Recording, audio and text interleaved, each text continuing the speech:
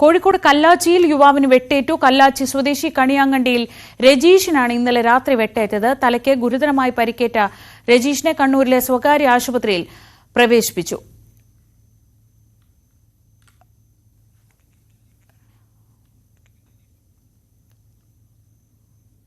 കല്ലാച്ചി സ്വദേശി കണിയാങ്കണ്ടിൽ രജീഷിനാണ് ഇന്നലെ രാത്രി വെട്ടേറ്റത്. തലയ്ക്ക് ഗുരുതരമായി പരിക്കേറ്റ രജീഷ് ഇപ്പോൾ കണ്ണൂരിലെ സ്വകാര്യ ആശുപത്രിയിൽ ചികിത്സയിലാണ്.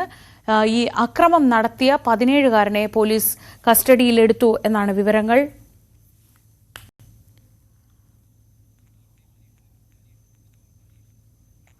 MS അനീഷ് കുമാർ വിവരങ്ങളുമായി. അനീഷ്, ഇത് വളരെ ഞെട്ടിക്കുന്ന കാര്യമാണ്. ഈ തുടരെ വലിയ ചെറിയ പ്രകോപനങ്ങൾക്ക് മുകളിൽ വളരെ ഗുരുതരമായി പരിക്കേൽപ്പിക്കുക. ഇതിപ്പോൾ ഒരു 17-കാരനാണ് ഈ സംഭവത്തിൽ ഇപ്പോൾ പ്രതിസ്ഥാനത്തുള്ളത്. എന്താണ് സംഭവിച്ചത്?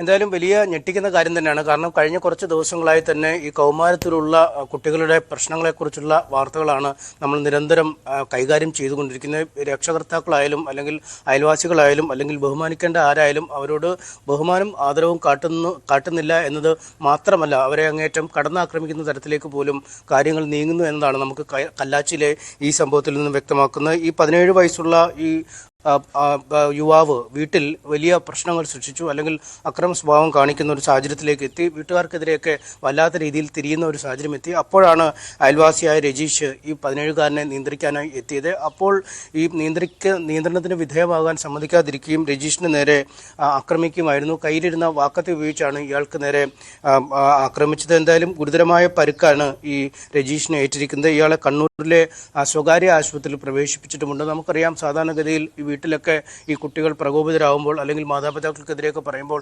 അയൽവാസികളായ ആളുകളൊക്കെ, ഒരുപക്ഷെ മുതിർന്ന ആളുകളൊക്കെ ഇടപെട്ട് ഇവരെ ശാന്തരാക്കി സമാധാനിപ്പിക്കുന്ന ഒരു രീതിയൊക്കെ ഉണ്ടായിരുന്നു. പക്ഷേ അത്തരത്തിലുള്ള ഒരു കാര്യങ്ങൾക്കും ഇപ്പോഴത്തെ പല കുട്ടികളും വഴങ്ങുന്നില്ല എന്നത് തന്നെയാണ് നമുക്ക് ഈ സംഭവത്തിൽ നിന്നും വ്യക്തമാക്കുന്നത്. എന്താണ് ഈ പ്രകോപനത്തിന് കാരണം എന്നതിനെക്കുറിച്ച്, അല്ലെങ്കിൽ വീട്ടിൽ എന്തിനാണ് ഈ ബഹളം ഉണ്ടാക്കിയത്, ലഹരിമരുന്നടക്കമുള്ളവയുടെ ഒരു സാന്നിധ്യം അവിടെ ഉണ്ടായിരുന്നു എന്നതടക്കമുള്ള കാര്യങ്ങളെക്കുറിച്ചൊക്കെ പോലീസ് പരിശോധിച്ച് വരികയാണ്. എന്തായാലും വളരെ വിശദമായി തന്നെ ഇക്കാര്യത്തിലും അന്വേഷണം നടത്തുമെന്നാണ് പോലീസ് അറിയിക്കുന്നത്.